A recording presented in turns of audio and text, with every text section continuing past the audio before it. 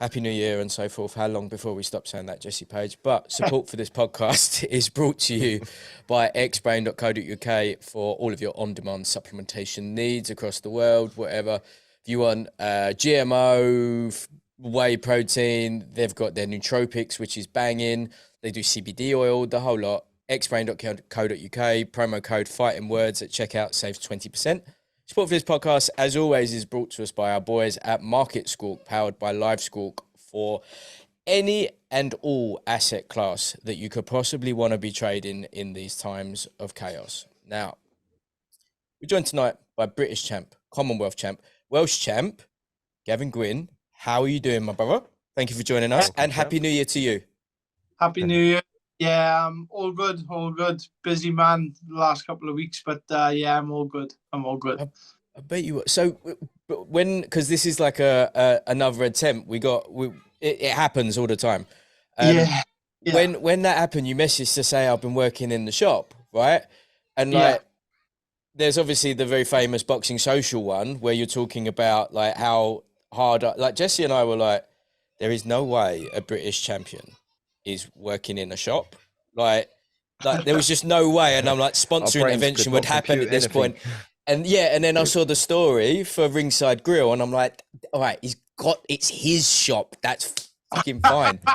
Yeah. I was just like, look, we need to do a GoFundMe. We need to do something. We can't be having the fighters living this way. Right. Well, you say that just back. Well, I've been full time now 2 years. Like I was Commonwealth champion, but I was still working at my day job. I was a shuttering carpenter, do all the concrete and steel fixing. I'd done that 12 years. But then obviously I had to, like, at a point in my career, I was like, I got to choose one or the other. Yeah. And it wasn't about money. Like my now wife said to me, you got to give your all for the remainder of your career, otherwise you're going to regret it. So I gave up my day job. It was hard. I'm not gonna lie. The first 6-7 months, I'm not having that wage every day was hard. Like, but yeah, I think I'm reaping the rewards now. I picked up another belt. I picked up the British title as well. And I think my boxing's getting a lot better because I'm in the gym day in, day out now. And I'm obviously getting that rest period in as well.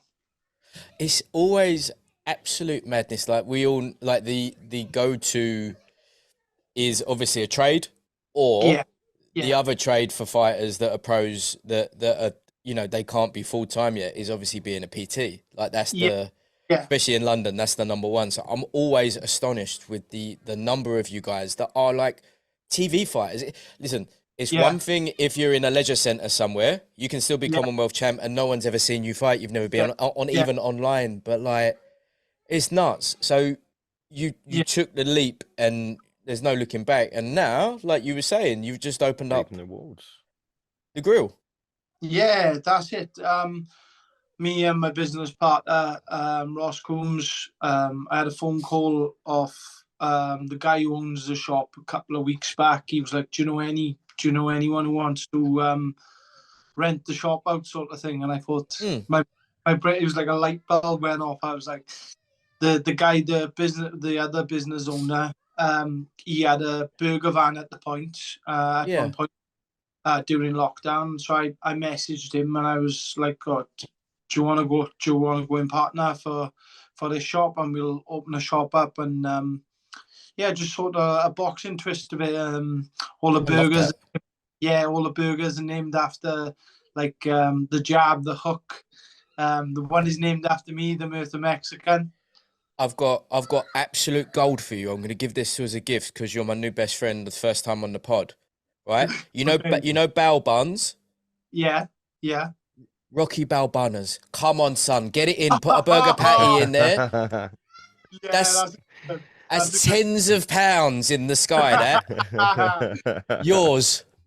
Add that on the list, son. I'm gonna have to do some money now for that. No, you're right. It's a gift. Just remember us.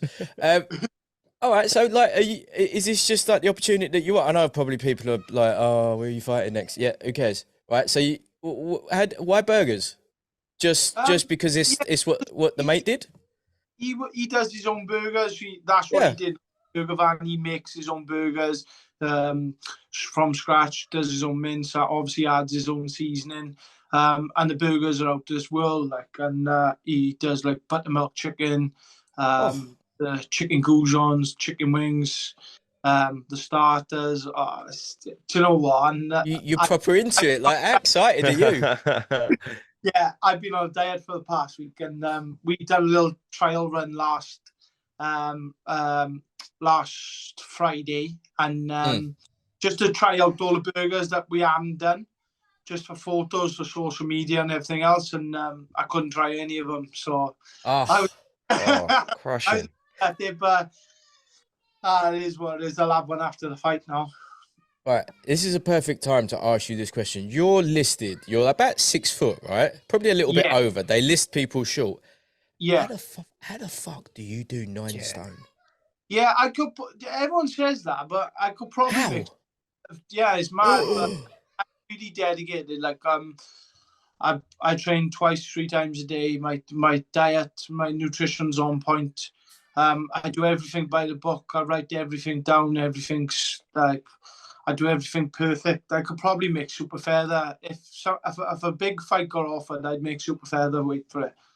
But That's nuts. I feel comfortable at lightweight, so I think I'm just going to stay at that for the rest of my career. Like I'm 32 now, so I'm not going to grow anymore. Yeah.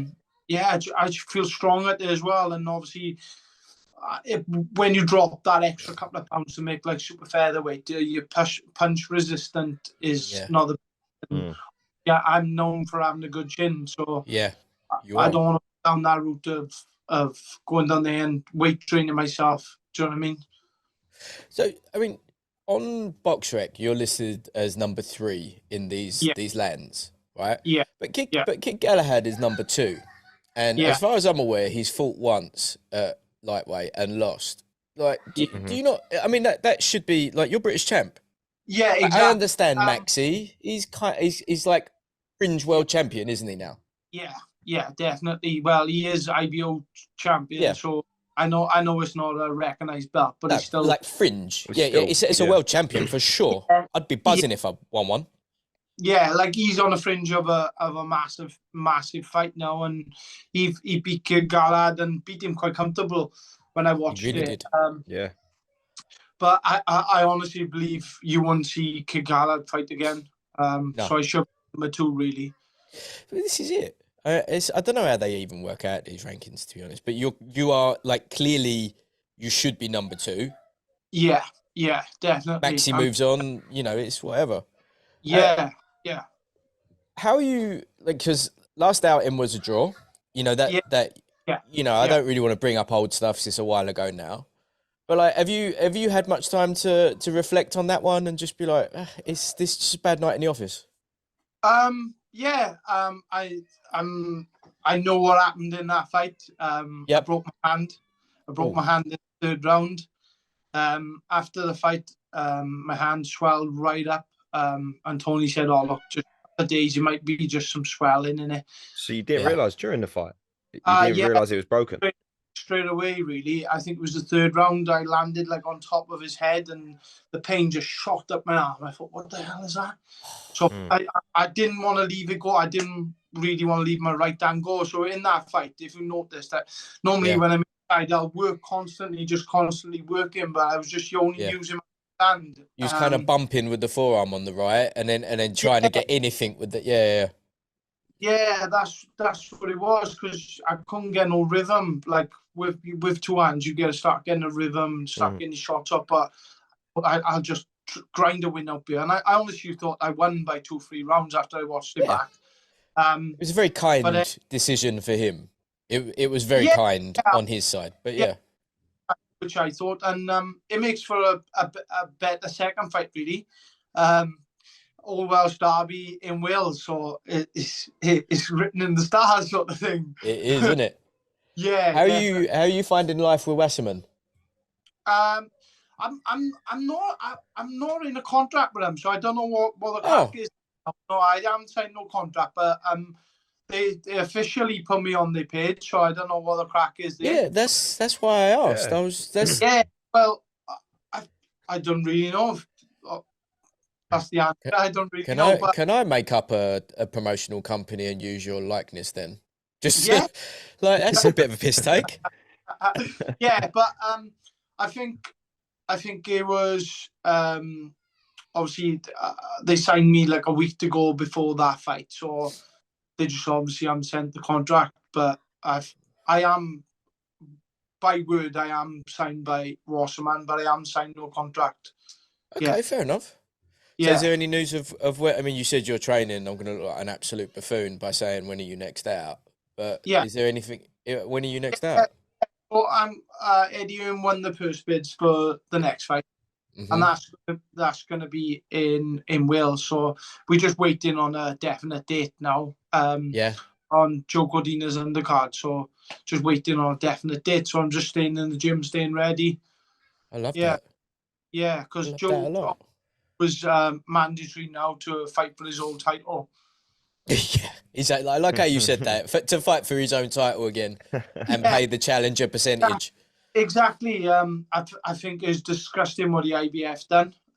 Yeah. But all down to money. It's all down to money. And at the end of the day, if you ain't boxing for a title, the organisation ain't getting no money. So they probably thought, look, we'll take this off it, we'll get some money. But it's shocking what they done, really. Well, if that's a DAZN one, then we'll be streaming live for that one. It's always nice when you know people that are on the card.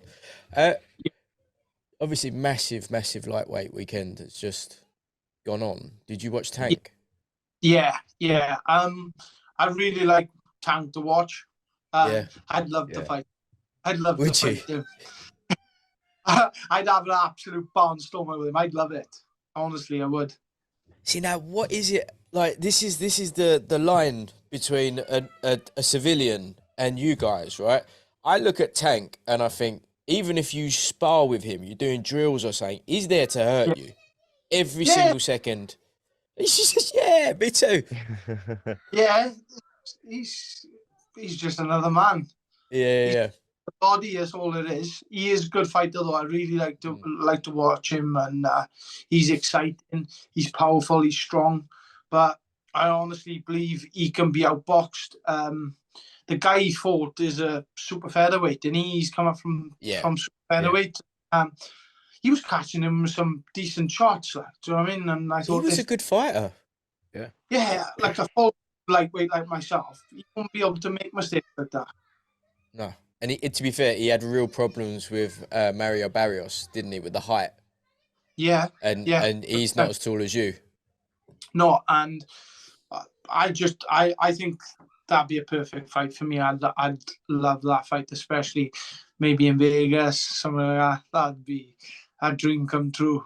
Light him up in Vegas. Start begging for it. What's the European situation? Can you start crushing for that? Yeah, so obviously all eyes are on now, defending my British title, getting the we will be looking at the European next then. We've got the European title, if I'm honest. I think it's a Spanish guy. Dude, it's always a Spanish, a French, or a Bulgarian. It's always them that has the European titles as like placeholders between a British fighter that comes and nicks it. Yeah, and normally the Spanish guys are not very good fighters. Like they couldn't beat half of the top 10 in Britain. You find, but he could be different. I don't know who actually holds it, so I can't really say nothing on that. Yeah. I mean, I think the last time we saw a good showing of I don't want to knock on the Europeans, but it was Jordan Gill when he got DDT'd, wasn't it? And that was just like, hey, that was some continental shit. That you don't be playing that in these shores, fam. You know what I mean? With Kiko Martinez, yeah. But Kiko Martinez is he's a bull, isn't he? Fair play. Yeah, he is, isn't he? But when Josh Warrington beat him, I thought, he's done now. He's over the hill. But but obviously he showed that he still got something in the tank with that out there. Like. So with yourself, so like, when you was just saying, like, it's only a couple of years ago that you've now full time as a fighter. So Yeah, did yeah. you start boxing as a kid, and it's just been something you've done all of this? Like, what was So, the main thing that made you switch for that now? So when I was a kid, Yeah.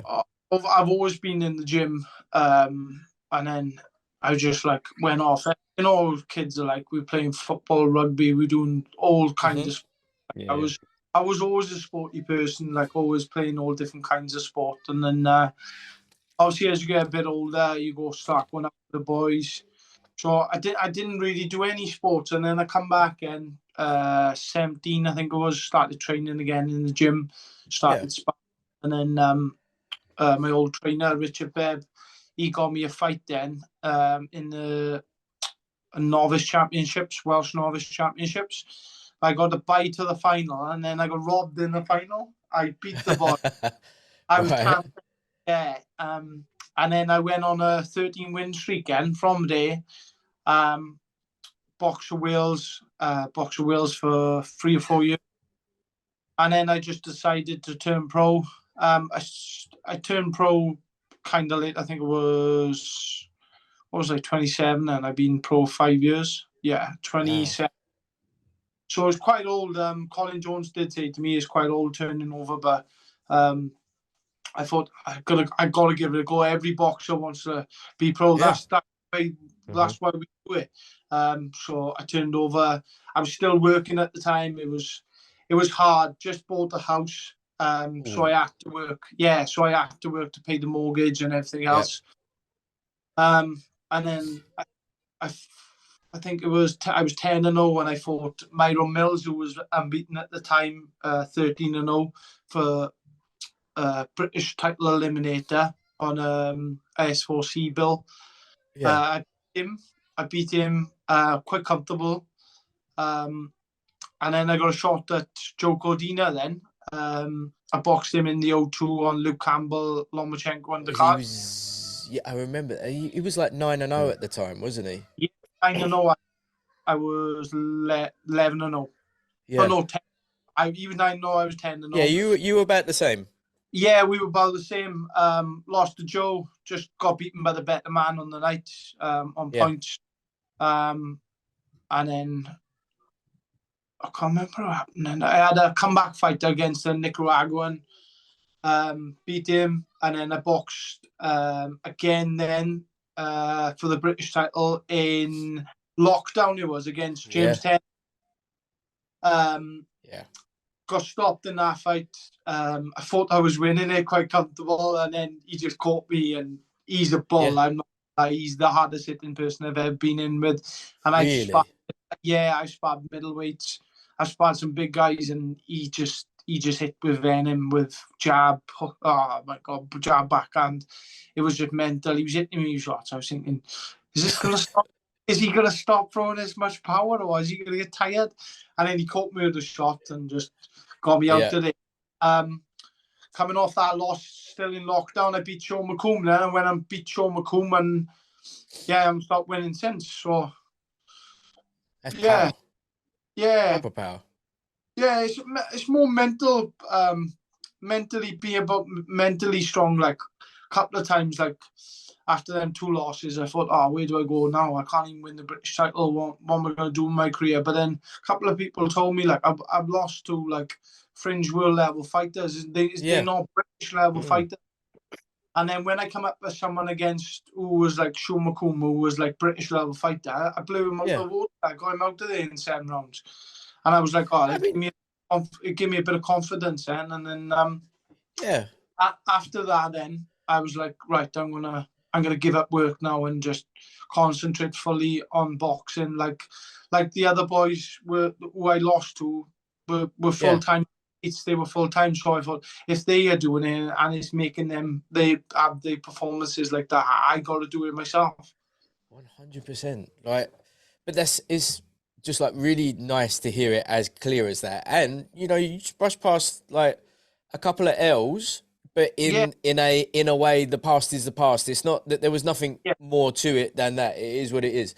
And I like that about you for whatever it's worth. I probably learned more off the losses than I did off a couple of wins. Like, do you know what I mean?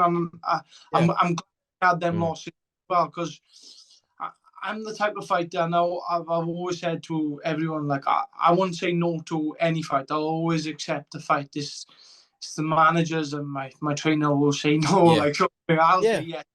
Like, but if everything's the right time, yeah, we'll take any fight as it comes. Like, Nice. yeah. Nice. We will we'll kill that one there. But you are 100% one of the domestic dons, so we'll have you back very soon to do a full length one. Yeah, Listen, definitely. like, absolute pleasure speaking with you. So Ringside Grill. What is the it's at Ringside_Grill, right? We'll put it in the notes and it just, you never know, right? At Ringside underscore grill. It might be 1 or 2 or something like that. I'll send you the page now anyway, once we go off this. Send it over, mate. Nice Gav, boys. Thank you very much. lovely speaking with you, man. Bye, mate. Nice one. Thank you, Gav. Nice one, mate.